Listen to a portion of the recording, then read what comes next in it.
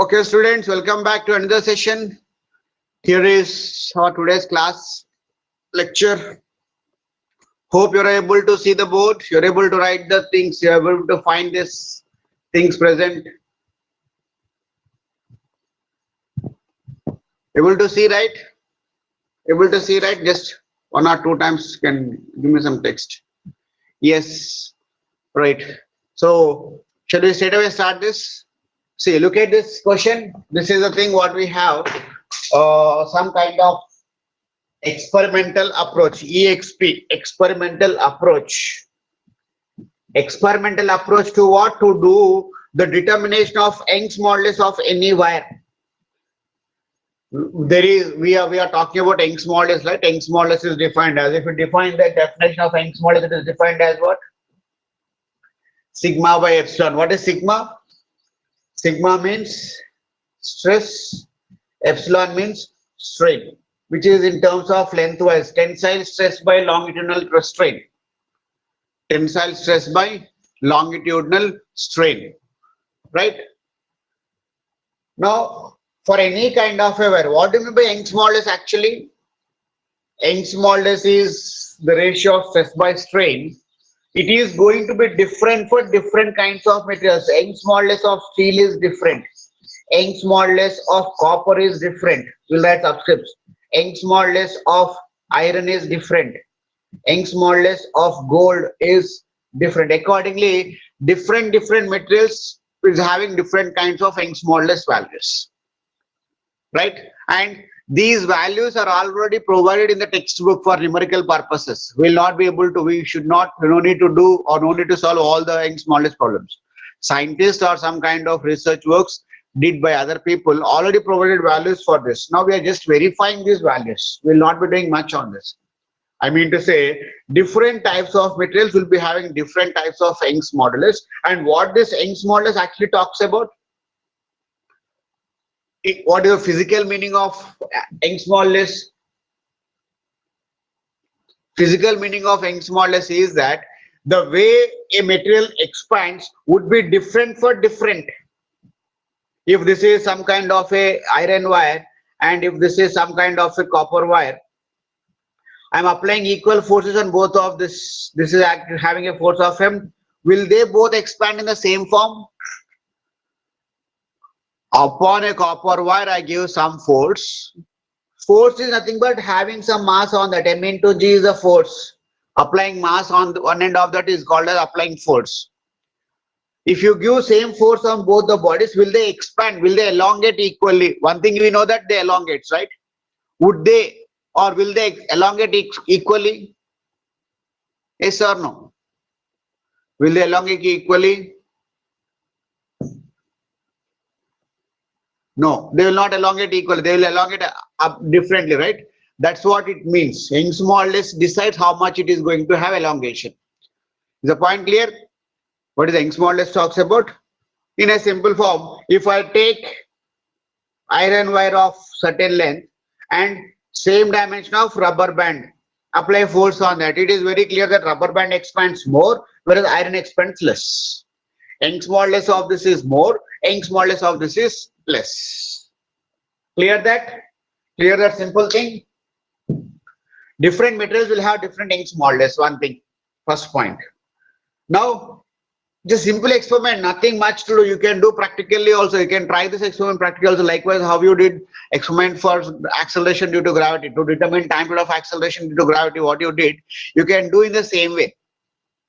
Only thing is that you should be careful enough while taking the readings using scales, ordinary scales.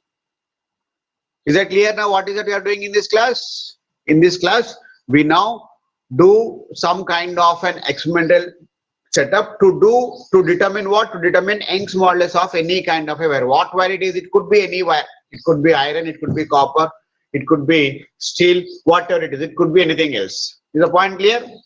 And how do we do that? How do we do that? This experimental setup is very simple. Now, I am just going to describe the experimental setup. Concentrate on this. Is the basic concept clear? What is that we are trying to do in this class? Hope that point is clear. We are now trying to determine Young's modulus of any kind of a wire, any kind of a material. It could be iron, it could be copper, it could be steel, it could be rubber band, it could be anything else, right? To do that, I am now going to describe the experimental setup. Can you just respond once whether you are able to hear me or not?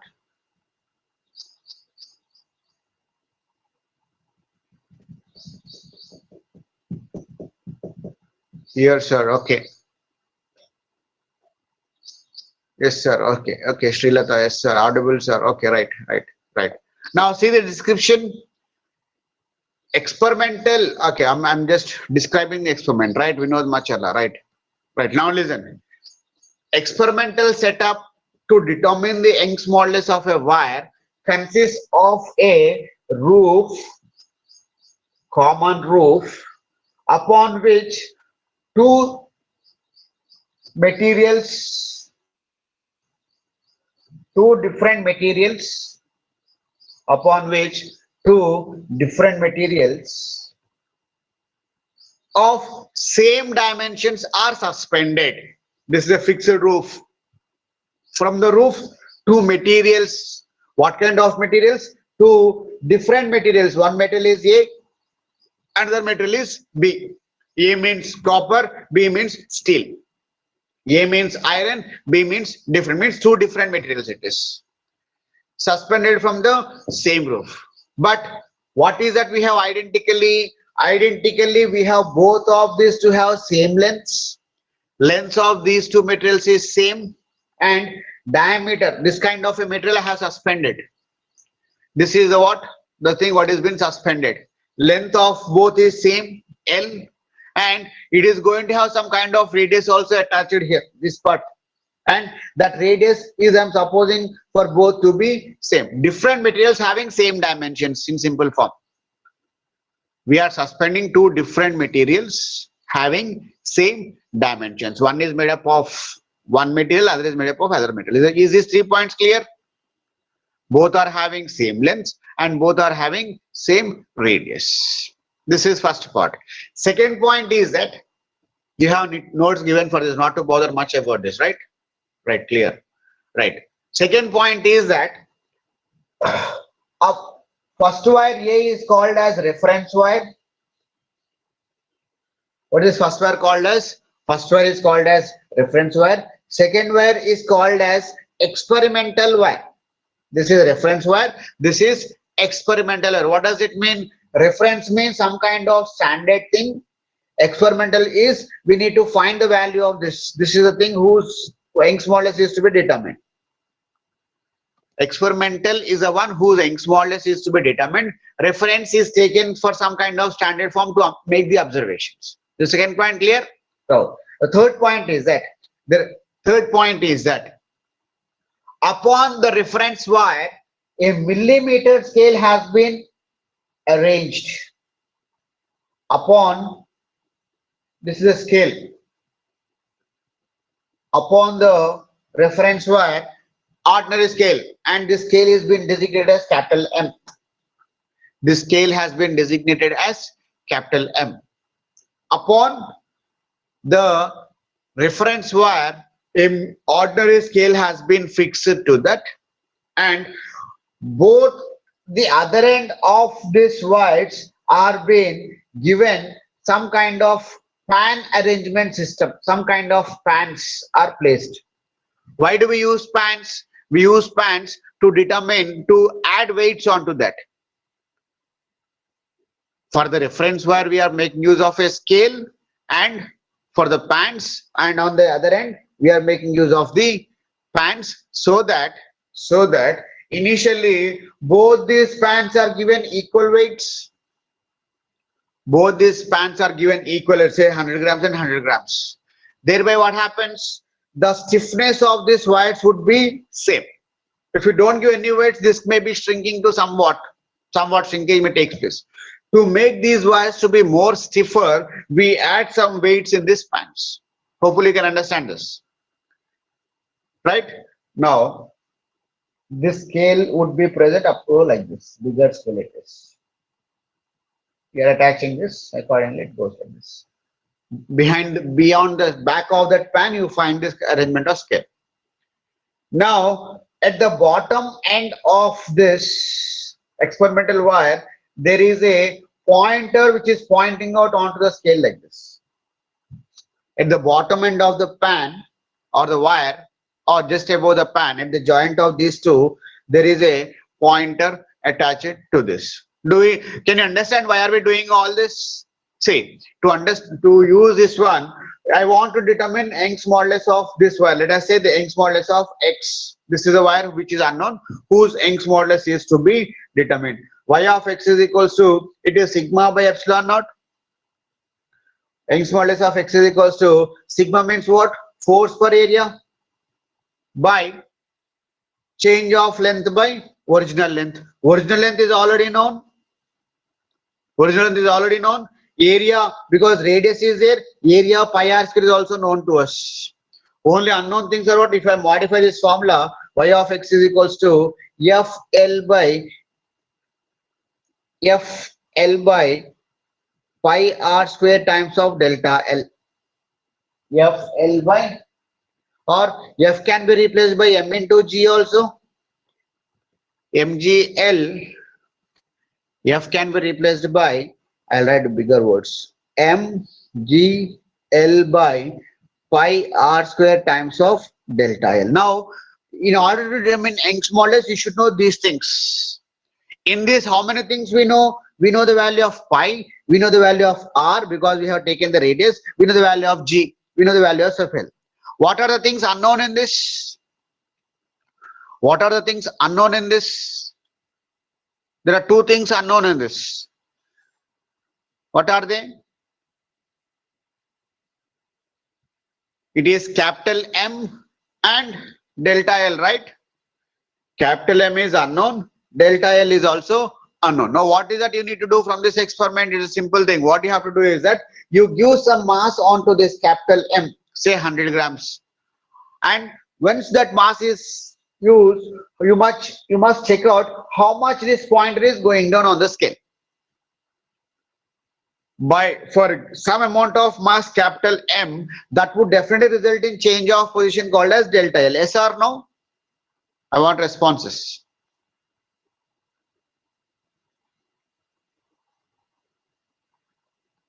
Yes, Srilata, yes sir, yes sir. So it's a simple thing, it's all over now. Experiment is completed, it's finished. Now by using this experimental setup, why are we using this reference wire? Just to make that any changes in terms of length to understood in terms, because of climatic conditions also the changes of length will take place, but we don't want that change of length which is taking place because of climatic conditions. To understand whether it is going because of the added weights or because of connecting points, we are making use of this reference wire. Reference wire is accountable for the change taking place in its length because of temperature changes. Temperature changes will also result in change of expansions and contractions. We are here bothered about to determine this value of change of length. We want the value of what? Delta L. Which will cause this value of change of delta L? The added mass. So what you need to do in this experiment is that add some amount of mass in this pan, experimental wire. Basically, all information what you have is that you already know the length of this, you already know the radius of this. By using that length and radius, you can determine L by pi r square. G is constant. Only two unknown things are there. You need to determine these two unknown things using this formula. What is that? Give some mass to this and check the change of length. If I give 1 gram, it will get some change of length. If you give 10 grams, some other change of length. Change would be very small. Don't expect too much of big changes here.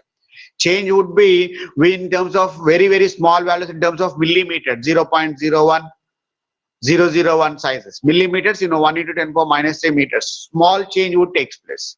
The more weights you add, more stiffness it gets. Accordingly, more change of length is going to take place. By this way, you can determine Young's modulus. Now, for example, let me tell you, if you want to determine Young's modulus of a iron rod, whatever you have, you should take smaller diameters and smaller lengths. If you take a big rod, that will not expand because of the masses what you add. Or if you can easily do one thing, If you want to do this setup experiment, you can do it like this. You can determine the Young's modulus of a rubber band. What should you do to determine the Young's modulus of a rubber band? Take some dimension of rubber band, measure its length, check its radius. You should check its radius properly because it would be too small. You should have vernier calipers or screw gauges to do that. Or by using ordinary scale, if you can do that also, but you should be more careful enough. And take same dimension of iron and take that here. To that iron, fix one scale, so that by making some arrangement in the form of a stick or a needle, you can make a pointer from one end of this one. Just at 10 grams, it expands. So M value is 10 grams, change of length is delta L. Remaining other things are known to you, pi, G, L, R. So using all this data, you can determine the value of what? Young's modulus. Is the concept clear? This is all about Young's modulus. That's it. It's all over. Determination of Young's modulus would be done like this. If you're okay with this, I'll just jump to next one. It's a simple thing, not to bother much, just understanding the theoretical part or the experimental setup part here is important. Right? Is that clear, right? That is what we have in the form of, you can just go through the notes. You can just go through the notes to understand this. Nobody will ask you in future also like how to determine Young's modulus, but we should have some basic knowledge on this. That is the point. Don't bother whether this is going to be asked in the exam or this is going to be asked somewhere else. Just bother whether you understood or you can able to understand whether how to determine Young's modulus of any kind of a material or not. Who knows, later in your, when you go to a practical session, somebody may pose you this question, can you do like this or not? You should be in a position to explain that. Irrespective of exams, it would be more. See, just one thing what I want to tell you, more than exams, the important point is proving yourself, how much good you are at any kind of a thing. And the intention behind all my classes is to make sure that the things what you're getting here, you should learn at least by some proper way. It's not that because of lockdown, because of offline classes, you're not learning something like that. Because nobody will teach you these two things again in the future. That is the main point. Because nobody will come and tell you that because you people are lockdown students, you people are COVID students, 2020 batch students, you people not gain anything. So I'll teach you right from the beginning. Nobody will come and tell you that. Will anybody come and tell you that part? For sure, nobody will do that. So I'm just trying to do like how much we can do from our sources, whatever we have. We are trying our level best to understand the things. Is that point clear now? I'll just brief up one more thing, one more last thing. The simple thing to understand called as Poisson's ratio. What is called as Poisson's ratio? What is Poisson's ratio? Poisson's ratio. Poisson, thank you, sir. Okay, Siddharan, it's fine. Poisson's ratio. Poisson is the name of the scientist. It's not the poison what you think. Poisson is the name of the scientist. And Poisson's ratio is denoted by sigma itself. Poisson's ratio is denoted by sigma itself. And what this Poisson's ratio says actually is that, concentrate here. Poisson's ratio says is that I am taking some enlarged figure of a linear wire. I have some kind of a linear wire like this. We have some kind of a linear wire of length what? Of length L, fixed at one end. At the other end, we add some mass or we apply some force on that, giving raise to. Then what happens? I have some kind of a material of length L, of radius R, or let us say its diameter is D. Its diameter is D. Applying force. Now what happens? It starts expanding, right? This starts expanding. A simple thing. Simple thing. If this starts expanding,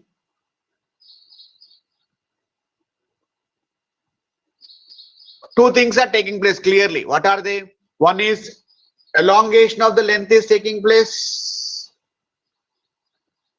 right? Elongation of the, because of the added mass, this length is going to elongate. Yes or no? Elongation is taking place. Will it take place elongation or not?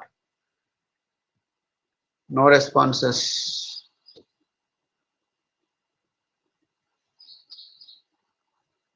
Yes, sir. Very late responses I'm getting. Why, Manjula? Right. Elongation takes place. Along with elongation, just listen. Along with elongation, it is also going to have some kind of compression in terms of its diameter. Yes or no? This is the actual body without the application of force. But once you apply the force, this is going to expand. Once this is expanding, it is going to have some kind of new length called as, up to here it is L1, up to here it is L. This is what we call it as change of length. Right? When the body is elongating, is it going to have some kind of change of length in terms of its diameter or not? It is going to compress or not? You can understand this by using practical cases also. Rubber band. If you start stretching a rubber band, not only its length is increasing, but its diameter is decreasing. Yes or no? Diameter shrinks. Upon the application of force on a material, it not only increases its length, but it also decreases its diameter. It's a simple thing. It's a simple thing. See, this elongation is called as longitudinal strain. Increment of length resulting in longitudinal strain. Because of the action of stress, it is resulting in the increment of length, which is called as longitudinal strain. Or we define longitudinal strain in one word form. If the applied force and change are taking place in the same direction, applied force is taking place in this direction, applied force is taking place in this direction, change of length also taking tangential in the same direction. This is actual length, change of length also taking place in the same direction. Either decrement or increment takes place in the same direction as that of the applied force. Yes or no? This thing is called as what? Longitudinal strain. What is longitudinal strain? Just modification of what we have learned earlier. Longitudinal strain will result in change of length of a body. Change of length can be increment or change of length could be decrement. But in this case, what is that longitudinal means? Longitudinal means applied force and change are going to take place tangentially to each other. If it is incrementing, applied force and length both are acting in the same direction. If it is decrement, applied force is going like this and decrement is going opposite to that. Means both are acting tangentially opposite to each other. Right? Right? This is what the meaning of longitudinal is. Now, to the same case, what is the change taking place in terms of diameter? It is acting perpendicular to the applied force. Both are acting in the same direction, right? Change of length and force are acting in the same direction in this case. But what is happening to diameter? Strain is taking place perpendicular to the applied force. This is the direction of this is the direction of applied force. Yes or no? Now, in what direction the change in terms of diameter is observed? Change of diameter is observed in this direction. Change of diameter. Yes or no? This is what the applied force acting, and change of diameter is found to be acting perpendicular to the applied force. Yes or no? Change of dimension is found perpendicular to the applied force. This is also strain, right? Body is undergoing a strain here. This kind of a strain is called as lateral strain. What is the strain called as? Lateral strain. Now, how to differentiate between? Yes, sir. Okay. How to differentiate between longitudinal strain and lateral strain? What is this kind of a strain? This kind of a strain is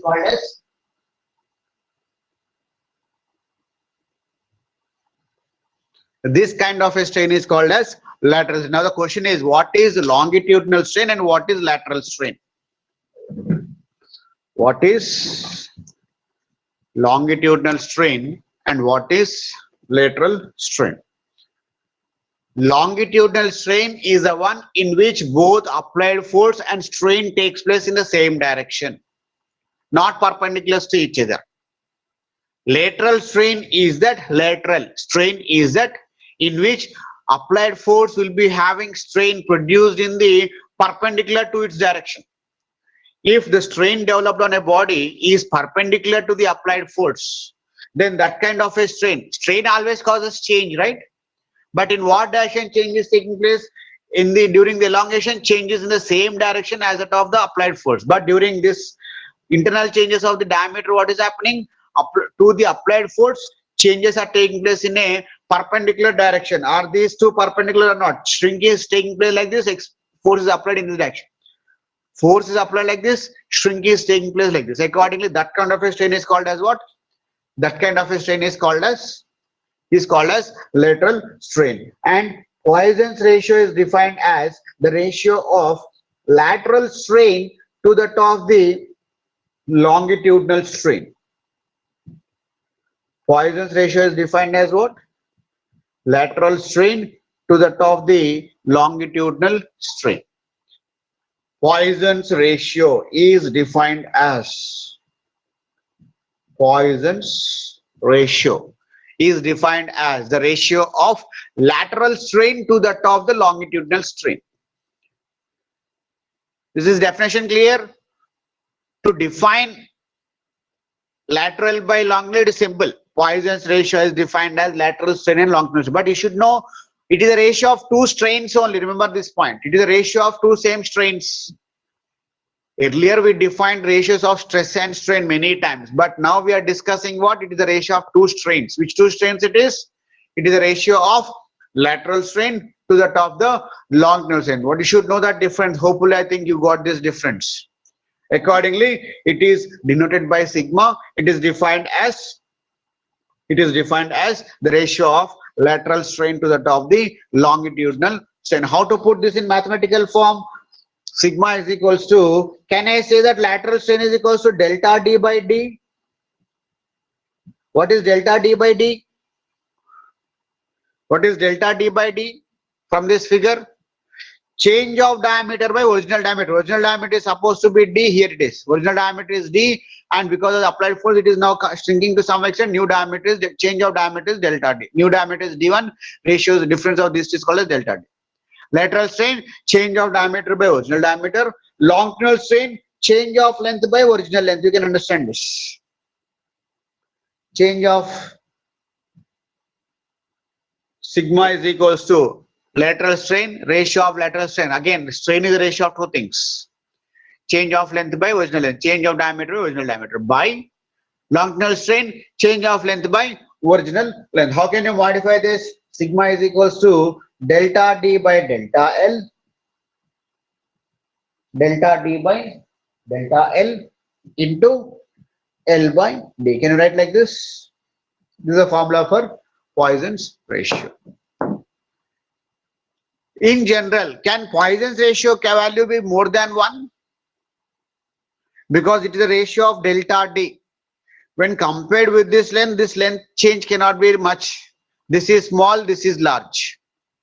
Accordingly, value of delta T would be small than the value of delta L. Accordingly, this value cannot exceed, Poisson's ratio cannot be more than 1. It should be in between 0 and 1 only. Is that point clear? Why it cannot more than 1? Poisson's ratio cannot be more than 1 because it's the ratio of diameter by length. Diameter would be less, change of diameter would be less when compared with the change of length. Accordingly, is a point clear? Longitudinal strain, this one, Poisson's ratio. If you are clear, I'll just stop this and let's go for general discussion. Are the points clear? No responses, or students are responding very lately today? Clear, sir. Clear, sir. Okay, then. This is all the thing what I want to teach you in this class, and this is the thing only left with this topic. And this kind of a thing like bulk modulus, shear stress, mathematical formulas I did not write and show you, but it is given in the PDF forms. Bulk modulus is defined as a ratio of change of volume by original volume. Bulk stress by bulk strain is called as, volume stress by volume strain is called as bulk modulus, and inverse of bulk modulus is called as compressibility. Remember this point. Bulk modulus, inverse of bulk modulus is called as compressibility. What is the formula for bulk modulus? Right here. What's the formula for bulk modulus you'll get? Applying the ratios of stress and strain, bulk modulus would be coming out to be delta P by V. Bulk modulus would be given by means of what?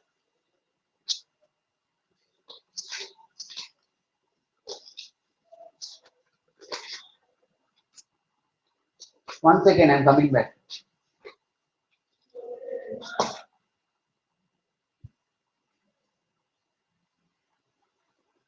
Yeah, bulk modulus is equals to change of pressure. Bulk modulus, it is volume stress by volume strain, right? Volume stress, force per area, and in terms of a fluid, force per area can be called as pressure by change of volume by original volume. This is the formula for bulk modulus.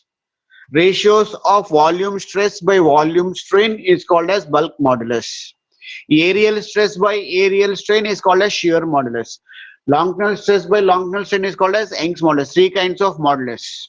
Now, bulk modulus is stress by strain. Stress is force per area. Force per area for a fluid can be regarded in the form of change of pressure. Force per area is pressure only, right? Pressure by change of volume by original volume. Now, in this formula, we have one important thing is that we will be having a negative sign here. We'll be having a negative sign here. Why negative sign here? Why negative sign here? Because when you are dealing with pressure and volume, both are inversely proportions to each other. If pressure increases, volume decreases. If volume increases, pressure decreases. Yes or no? Boyle's law it is. Boyle's law. P is inversely proportions to V. We hopefully know this. Accordingly, since both are inversely proportions to each other, this bulk modulus formula is given by means of a negative sign. This negative sign indicates that one is inverse of the other. If change of pressure is increasing, change of volume is going to decrease. If change of pressure is decreasing, change of volume is going to increase. Or you can modify this formula as bulk modulus beta B is equals to minus delta P, minus will write separately, minus delta P into V by delta V into, one second, into V by delta, we can write like this. You can just modify this into various forms. This is what the formula of bulk modulus. Now we have one more thing called as compressibility. Compressibility, which is defined as the ratio of K is equals to inverse of bulk modulus. Bulk modulus ki inverse cheste em vastundi ante compressibility vastundi. Therefore, what is the formula for K now? Formula for K is, one second. Formula for K, I'll write here. Formula for K is equals to, it is inverse of this one, minus 1 by delta P into delta V by V, right, John? Minus 1 by delta P. This inverse of this is called as compressibility. Formula is change of pressure by change of volume by original of pressure itself means force per area stress itself, but instead of stress we are writing that in terms of change of pressure. Change of pressure by change of volume, it is accompanied with a negative sign because of Boyle's law, one increases, other decreases. This can be modified and put it in this form. Beta is equals to B is equals to minus K times of, yes, we can write, yes sir, right, very good. B is equals to minus delta P into V by delta, the formula for bulk modulus. Inverse of reciprocal of bulk, it's a one important question. This is, what is compressibility? What is compressibility? Usually we apply this for fluids. Fluids means either a liquid or a gas. Inverse of reciprocal of bulk modulus, compressibility is 1 by bulk modulus. Reciprocal of bulk modulus is called as compressibility, denoted by small k. Therefore, formula for small k is what? Inverse of this one. 1 by minus is as it is 1 by delta P, and this has to be inverse, that is delta V by V it is. 1 divided by all these things will become delta V by V. This is the formula for compressibility. This is all about this chapter of mechanical properties of solids. What I'll do is I'll just stop recording now. we can have some casual general discussion. Is that fine? Right. You can now text me any kind of a doubt you have in this chapter. I'll stop video also. We'll stop video also. Right. Yes. Now let me know anything you have in casual discussion. Anything you would like to know? On June 22nd, we have exam. Quiz 3. Quiz 3. Are you all ready for that?